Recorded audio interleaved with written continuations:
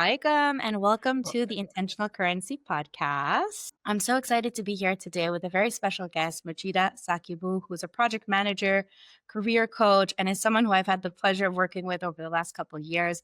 I'm so excited to have you here. Welcome.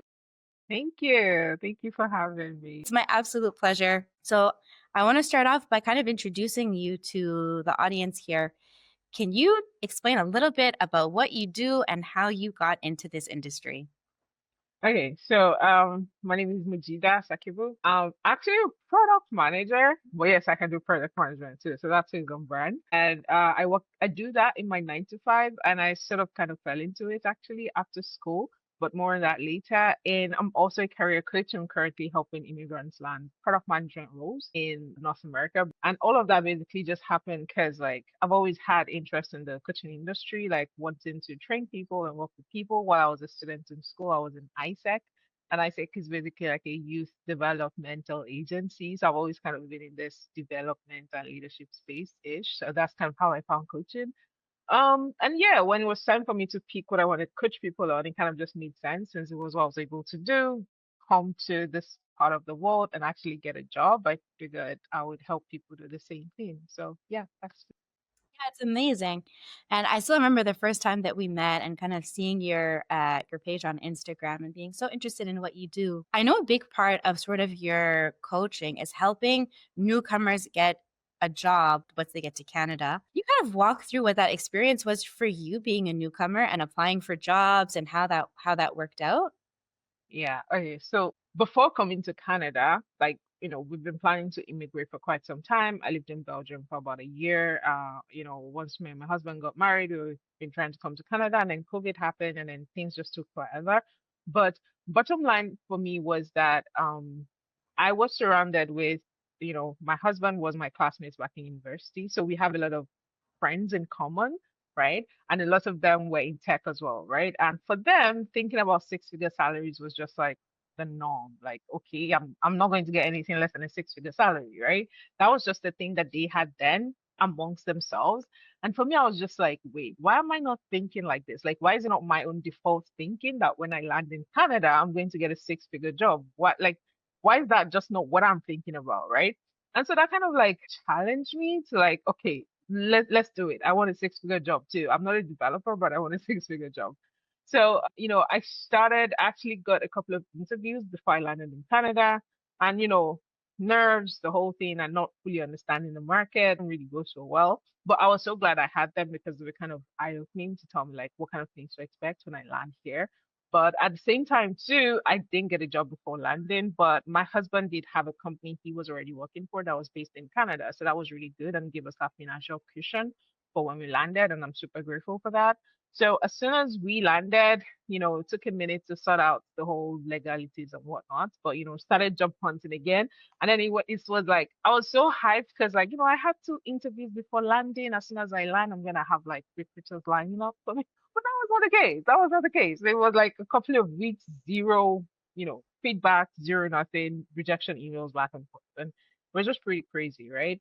I had to take a step back and be like, okay, this is not it. This is not me. This is very not on brand for me. I'm the kind of person where like if I need a job, I know how to go get a job, right? Unless I'm not interested in getting a job. I know how to get a job. So like what's going on? What's different? So taking a step back allowed me to really see like I was giving into a lot of the fear around immigration, people who immigrate. Oh, you have to take like a low paying job, or you have to settle, or you have to do this, you have to do like customer support and customer care and PWA and all of these things before you can land something. And alhamdulillah, I'm so grateful I didn't have to do all of that, but I'm like, no, I'm not doing that. Like, I am not doing that, right? So I kind of just sat down and I was like, how do I normally get jobs back home, right? Like I write down my process. Okay, this is what I do, this is what I do, this is what I do. Am I doing that right now? No, not really. I'm kind of just doing a bunch of random things, right? So around the time we moved to Quebec, because we lived in Montreal first before we then moved back to Toronto. But around that time we also moved, my husband registered us for some like immigrant services and things like that. One of them was recruitment. So luckily I had somebody take a look at my resume and he's like, okay, this is good, but like you need to do one or two things more. And that kind of just gave me more internal insight into how things work here. So I took the guy's feedback, ran with it, added my own thing to it. And alhamdulillah, about 7 weeks after we landed, I was able to get my job and it was really great. The negotiation process was crazy because like they offered me 95 and I was like, no, this is not six figures. This is not six figures. And then I went back and I was like, can we do like more? And they wanted to like take back the offer. I was like, no, I need a job. I mean, I didn't say that. I was like, well, put it in like fancy English. Like, so I understand you guys because they offered 95, asked for 120, right? That was my counter. They were like, sorry, we can't do this. I guess it won't work out. And I was like, okay, well, if you can't do 120, we do. And they were like, okay, well, the upper limit for this role is this. Okay, give me the upper limit. And it turned out to be 105. So that was like, yes, six figures. That was me. And then I took the job back then. And I am so grateful I did because I know it was just like a 10K difference, but still many things. My salary barely went up in that company. So if I'd taken 95K, maybe I would have just crossed six figures like 2 years after, right? That was one. And number two, the self-esteem part, the way I thought about myself really just improved on all kinds of levels. Cause like, okay, it's very, very different. The energy is different. Everything is different. And number three, alhamdulillah, like everything, the opportunities, it kind of just opened up for my family because my husband he was already making six figures, but then I was also making six figures as well. And things just felt, we just could breathe easier, right? So much easier. And it was around that time that I reached out to you and I was like, okay, so we kind of just fell into this money. What are we doing with it? How does it work around here? And that was when I reached out to you, alhamdulillah, and we kind of just figured out what exactly was we wanted to do. So yeah, that was my journey. But yeah, alhamdulillah. Alhamdulillah, alhamdulillah. And I think it's so important because so many people they start working with me and we're talking about investing. And really that key is actually income. You Yes, have to have a high income or a high enough income to be able to have that excess to be able to start investing. And I I think completely agree. Yeah. so many people who are new immigrants, they struggle with that confidence of being able to go for those jobs. Like, what advice would you give to them? Because a lot of people think they're looking through all of the different qualifications and they're like, okay, I have this, this, this. I don't have this. I'm not going to apply. What advice would you give to newcomers who are feeling that way and scared to apply? Yeah. So I think that's actually like a thing, right? They either have that or they've applied to so many ones, they've gotten so many rejections, and it's like, okay, I'll just take anything at this point. It's like it's usually all these kinds of scenarios. And what I normally tell my clients is this. I understand your experience so far. I'm not negating it. I'm not taking away from it. Like that is actual thing. The job market is not so great right now. You've gotten a ton of rejections. You don't feel super confident. That's completely okay. But I need you to also step into something. And what I usually do for them is like, what is your expertise? What can you do really, really well? Like it's hard for me to meet an immigrant that was not a superstar back home. They probably had this really great career, making so much money, doing amazing things. So I usually just try to, I'm not ignoring everything happening to you, but I want you to try to remember who you were before all of this started to happen. What was I was a VP of marketing at this, and that. I had someone get on call with me and tell me like, I didn't even have to apply to jobs. Like people just came to me on LinkedIn and they wanted to hire me because I worked in like the top. I'm like, cool. I want that energy. I want that to be your new focus. Focusing on your areas of expertise and trying to find jobs in those areas. Because if you approach job search from a position of, I'll just take anything, I would do anything, what would normally happen is that you would then go on to apply for anything and everything, which, to be honest, is not how the job market works. The job market doesn't reward your efforts and the fact that you apply to 100 jobs. It rewards the people who speak to what it is that they're looking for. Recruiters speak to people that give them what they want to find, right?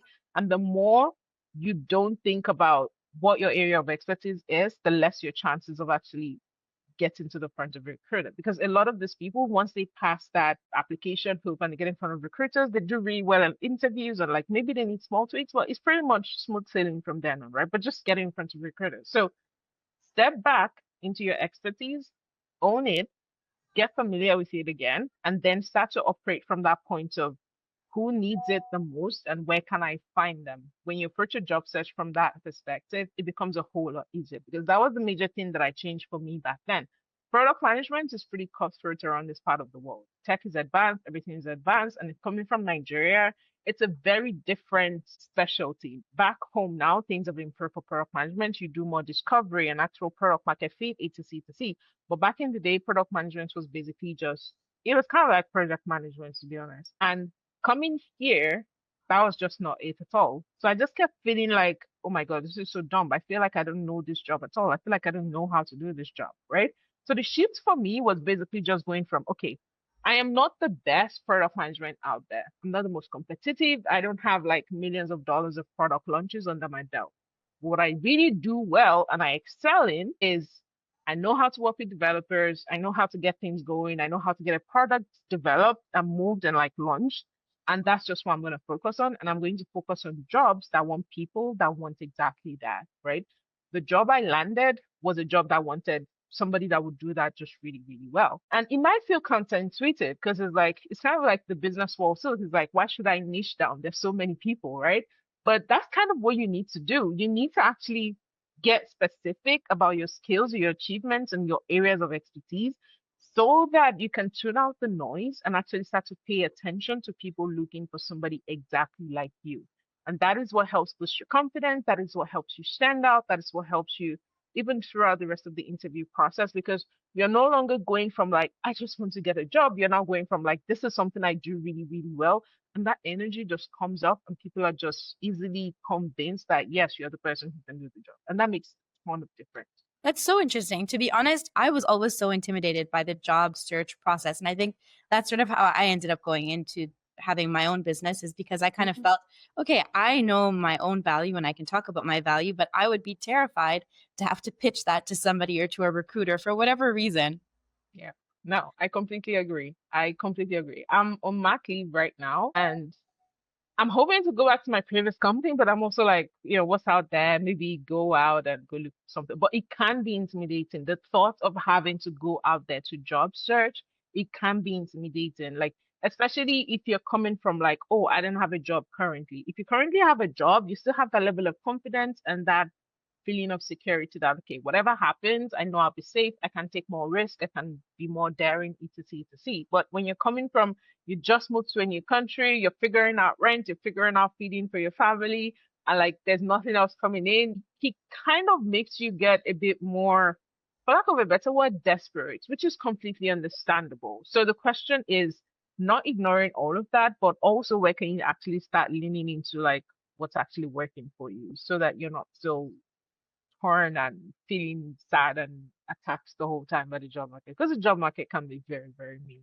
But yeah, Yeah, that makes so much sense. And I think I've seen that so many times that people just get really discouraged and they end up taking what they have to and then they get stuck.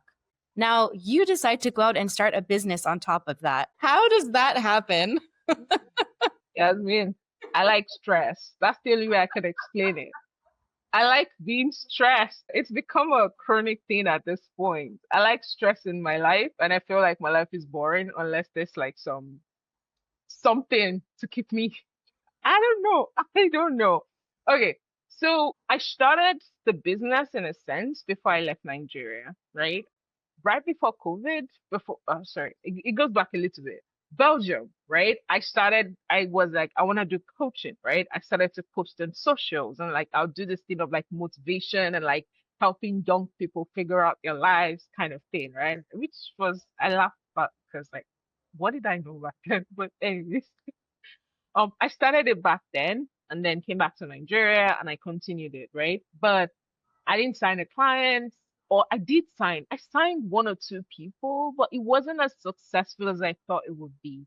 And then I stopped right as soon as COVID started, right? I left it for a couple of months because then to going back home, it was quite dramatic. I was asked to leave Belgium because they didn't want to redo my papers and give me a work visa, so I had to come home. I left a job that was supposed to be like promising, like Belgium was supposed to be where I spent like the rest of my life, kind of thing. So it was very jarring for me back then. So I think that was also part of why I stopped once I moved back to Nigeria because the whole thing was just too much. So I picked it back up again a couple of months after I had my baby and I started working again. I picked it back up again. And I remember I'll be driving and I'll be taking this B-roll. Before I even knew what B-roll was, I was taking B-rolls and then I'll post on Instagram, I'll put this quotable quotes and like inspire people on my stories and things like that. I was still doing that as well.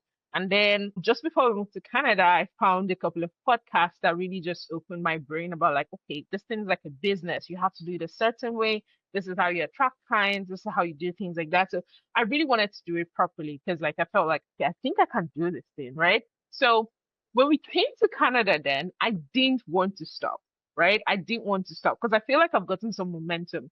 And also because I feel like I always felt, I always kind of regretted stopping before COVID. Because, like when COVID happened, this whole industry just kind of like took off.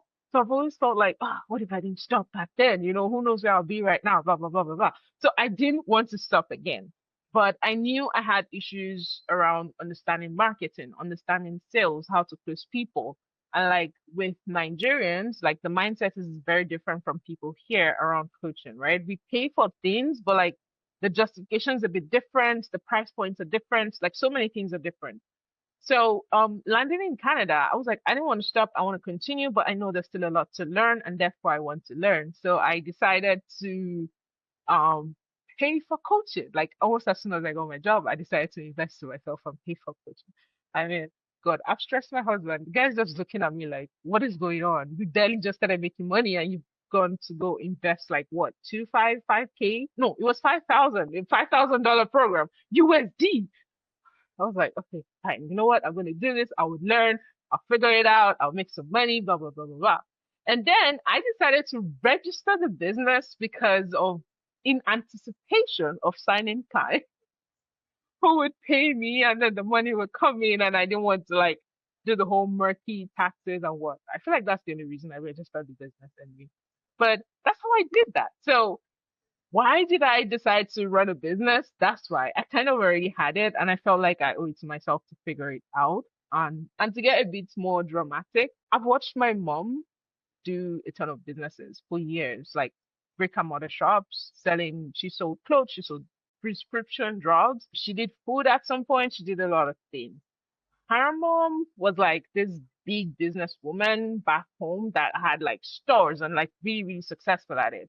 My aunties, the same thing. Like these were just women who ran businesses, right? And while I had a thing before where like, I don't know if business is for me, I don't know if I can do business, I just want a 9 to 5 job that pays me well, etc, etc.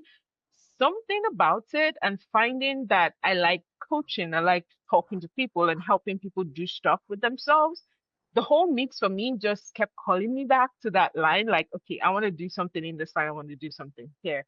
So I was just like, I'll keep trying, I'll keep trying. What's the worst that'll happen? If it doesn't work, I'll close it down. I'll just try again and try again and try again. But fortunately for me, once I signed up for the program and the more I learned about how business works, the marketing, the sales, the people part of it, the psychology of it, the more interesting it got for me. And then in my 9 to 5, I'm also a product manager, which is like sort of like running a business within a business as well. So I've kind of just always been in that space. And at this point, I'm pretty convinced that I'm going to run a business till I die. It's just a matter of when and how and when it's going to start, and it's already started. So I could not take myself away from businesses, even if I wanted to try, because I know like 9 to 5 is great, but the money is in my business. The money is in my business. And I guess that's my motivation now. I love that.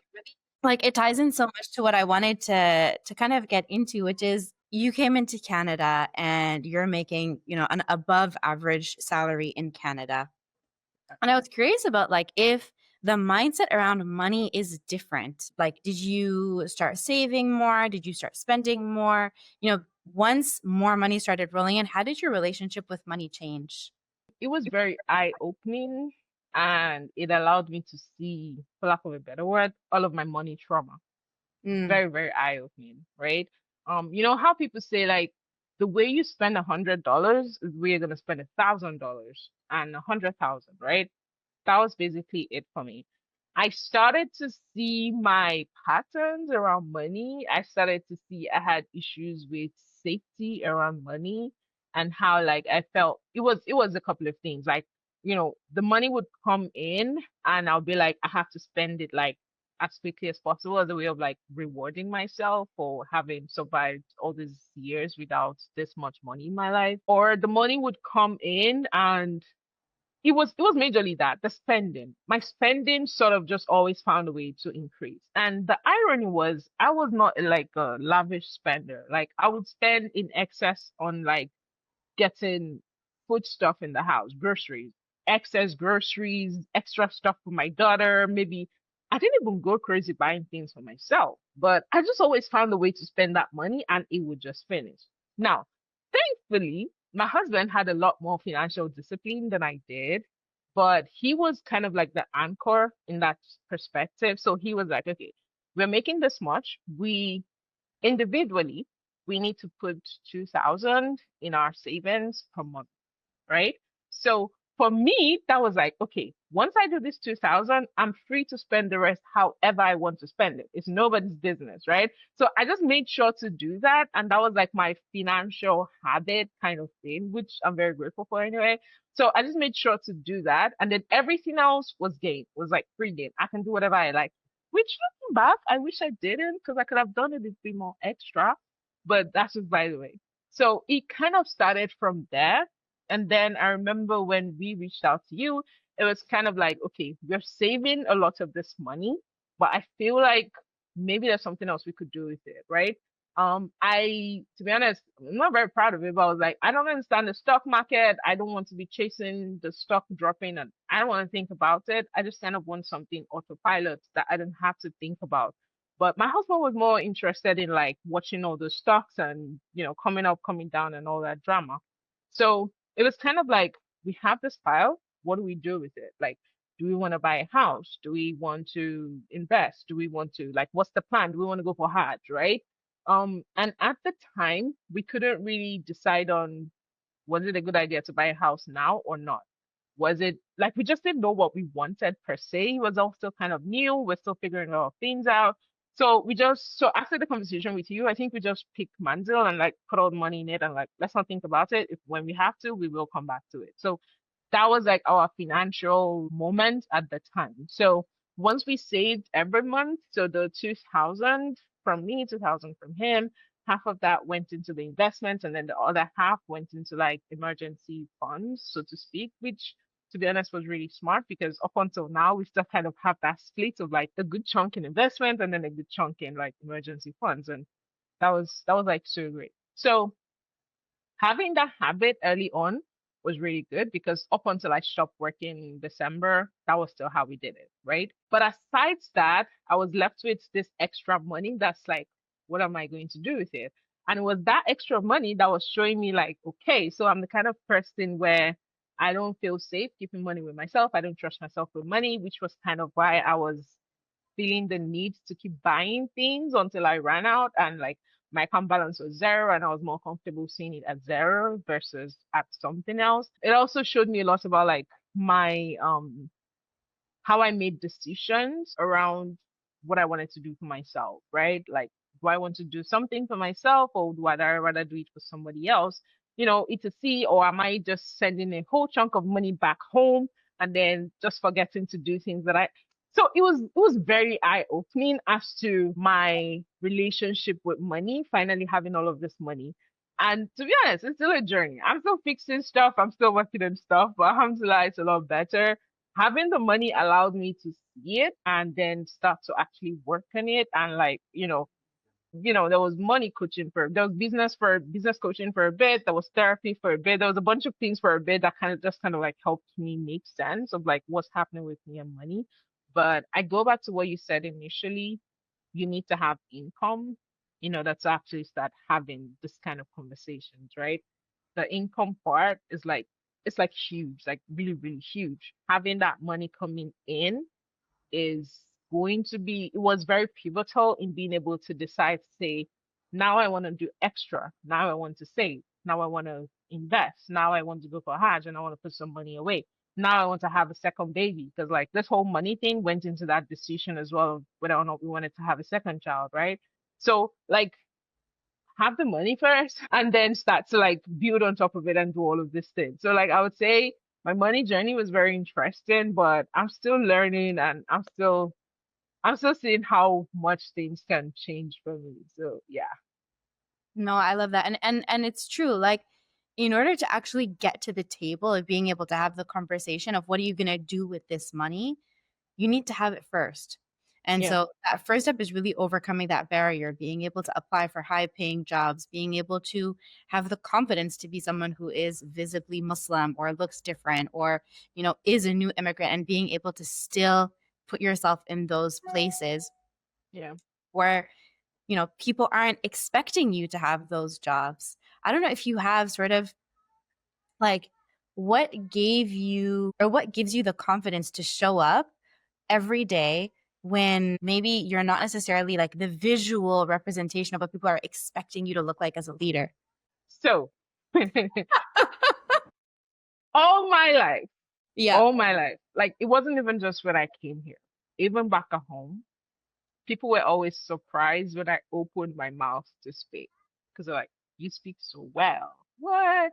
Why is that a surprising thing? Like we're in school, we're both students. Why are you surprised I speak well? Or, you know, even with adults back then, like people thought it was a compliment. They'll be like, "You're an hijabi and you seem so smart," and I'm like, what does that have to do with anything?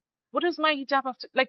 I was literally reading an article of the lady's senior global something at Duolingo. She just put on a hijab and started wearing it publicly, and the thing was just so freeing and like, so other people feel like this too. So I feel like all my life I've had to fight against this bias that people had or the stereotype that people had of people who looks like me, wore hijab like me, or all of that. So as a result, I've always felt the challenge to go over and beyond and like just exceptionally shock people out, right? Like just surprise them to the point where they have no choice but to either fall in love with me or just get out of my way. So that's kind of my life. That's how it's always been. So going into ISAC, where not a lot of people there to are visibly Muslim, etc., etc., but it was the first time I felt this level of acceptance of who I was, regardless of the hijab, right? I did a lot of things there that I would never have thought was possible for me at that time. I stood on stages, coordinated hundreds of people. Like it was amazing. And I got to be like myself fully, wholly, comfortably. So I think something about that experience subconsciously just wrote it into me, 100% you or nothing. Like if you could do it here, you can do it anywhere. And thankfully, ISEC was like a global platform then. So I didn't just do it back in Nigeria. I traveled to UAE to do it as well. And there too, I succeeded really well. So I was like, okay, so 100% me or nothing. I can be whoever I want to be. It doesn't have to be a problem anywhere. So even coming here as well, one thing I did do, right, to keep myself, you know, when I was feeling terrible or shy or what's that word? Imposter, like when I felt like an imposter or something like that. I just tried to find spaces where I would feel okay being in, right? My audience on Instagram back then when I used to post were already people who knew me. They weren't new to me. It wasn't a strange thing that I was there talking etc. So when Instagram started to show my posts to people who were already on this side of the world, I wasn't really thinking about that much. As far as I was concerned, I was still talking to my old people who kind of already knew me. So when more people from this side started to enter into my space, I already felt good about where I was and what I was doing. So it wasn't really a problem for me. So I guess the lesson there is like start where you already wanted, maybe before you go out there to go try to change the world. Start where you already wanted. But also that thing about like I've always had to feel like I need to go above and beyond to fight against stereotypes, kind of. So I remember my interview, right? Aside from I was wearing hijab, I was meeting this guy who was, I mean, he was a wonderful person, obviously not racist, obviously not Islamophobic or anything, right? But I also did my best to just put my best foot forward, right? Make a really good impression, speak really well, talk about the job, show that I have the expertise he was looking for, etc., etc., etc.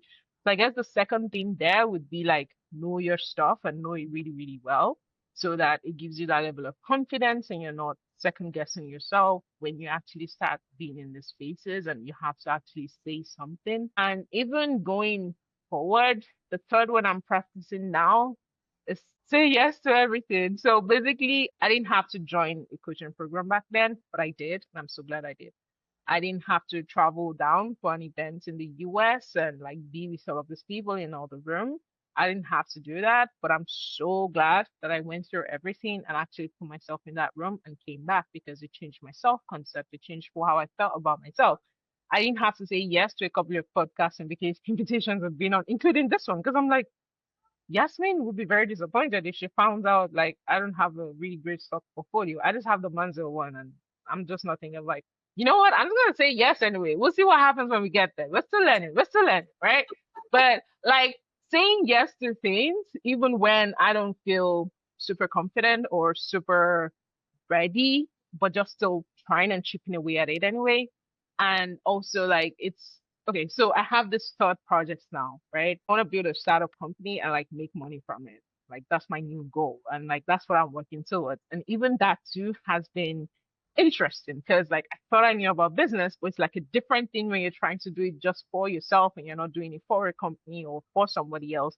And like taking all the lessons and doing all the things and just doing these things that challenges me in essence, it's really, really great for building that self concept of like, I am a really amazing person. And if I'm in your space, you'll be lucky to have me, not the other way around, right? Like all of those things together really, really helps. And before you know it, you kind of find yourself just doing more than you ever thought possible.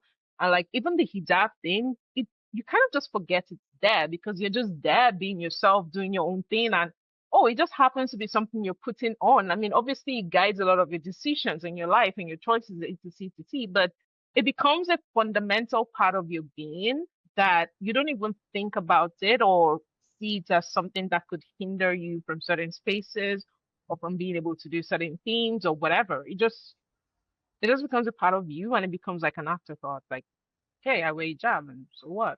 No, it's okay. And I love that part about hijab because I really agree. Like I think early on in my career it was something I thought of a lot more, but then I just started to become much better at what I do. And eventually I led with that. And I no longer thought about wearing a hijab because I knew that when I get in the room, as soon as I start speaking, no one Yep, even sees my hijab anymore. I 100% agree. And it's like, I mean, I remember there was this conference, it was my first time out from Nigeria, first time on a plane out of Nigeria that I went to attend. And I'm so grateful for my dad for giving me that experience. And I went for this conference and I was like, maybe like one of the other two hijabis in the room. And the event went so well. I got to meet so many people and did so many things that it was later on in the evening. I was like, oh, wait, I didn't even think about the fact that I was wearing hijab the whole time. Like, it didn't even occur to me. And my hijab then was not the small thing. I wore those really big ones, like really big and like bright and shiny and out there. I looked so awkward in the picture. But yeah, it was like really huge. And I'm like, this was not even a thing at all throughout the day. Like not at all. And it almost feels like honestly, if you're listening to this and you're feeling like, oh, I'm not so sure. It's all out there. I get you. I've been there. I've seen it. But the more you focus on like who you are and what you have to give to the world, the less you have to think about, the hijab and the self-consciousness and things like that. Yes, there are people who are biased. Yes, there are people who would have this weird thought. But that's just the way the world is. Even if you weren't wearing hijab, even if you were somebody and like you were not like even regular girls who don't do these things, they have these issues of like, I'm worried about how people will see me. I'm worried about how people will perceive me. Like everybody has this thought, hijab or not. So hijab is not like an extra layer of reasons why you should not put yourself out there or you should not do things. It's just one of those things that is identity issues that we all have to figure out anyway, right? And with time, you find ways to just do it, and it becomes like a non. Absolutely. No, I completely agree. And I think it's so important, right? Because people think, okay, I'm going to take the hijab off, and then all of a sudden, all of those issues are going to go away, but they don't. You find new ones. No, no, they never go away. But yeah. So I think Mhm. the last but important thing I wanted to ask you is people who want to work with you, what is the best way to get in touch with you? Best way to get in touch with me is just send me a DM on Instagram, Six Figure Job Coach. You can reach me there. But Mujidah Sakibu on LinkedIn. But yeah, those two is like the best way to get in touch with me. I'm almost always on Instagram, so at least I'll see your DM. So just send me a message if you have any questions, or even if you just want to chat about this, or you feel seen by anything I've said. I'm always down to talk about it. But yeah, I feel like later on in life, I'm going to finally get to a place where I can start to like, we've always talked about like, I'm doing this coaching right now, but I should really focus more on like business stuff. And inshallah, I want to do it. I want to do it. But I feel like this is the season in my life where I'm so deep into still trying to learn and figure it out and do a bunch of things. And hopefully at some point in my life, I feel comfortable enough to actually start reflecting that back. But yeah, I'm always down to talk about whether it's job search, money. If it has to be money and women, you will find me there. I want to talk about it. Women need to have more money. Like, if you think you already have enough, double it, get more, right? Just get more. So I'm always all for that. I'm always wanting to talk about that. I feel like that will kind of be my life's mission, like just doing like a thing where I give women money, like just go do inshallah, inshallah. We'll Yeah, get there. inshallah. And I love that. You really live by example, right? Like, okay, you have the job, get the business. Okay, you have the business, another business, the investments. And, it really allows you to have a seat at the table. And then your voice is louder. And then people listen. And then people stop seeing your hijab and they're like, okay, who is this woman? Yeah. And so I think it's so important. Mujidah, thank you so much for this conversation today. Thank you so much for all of your wisdom and just for the work you do in general. Thank you so much. And Thank inshallah, you too. excited to speak again soon. Inshallah. Thank you.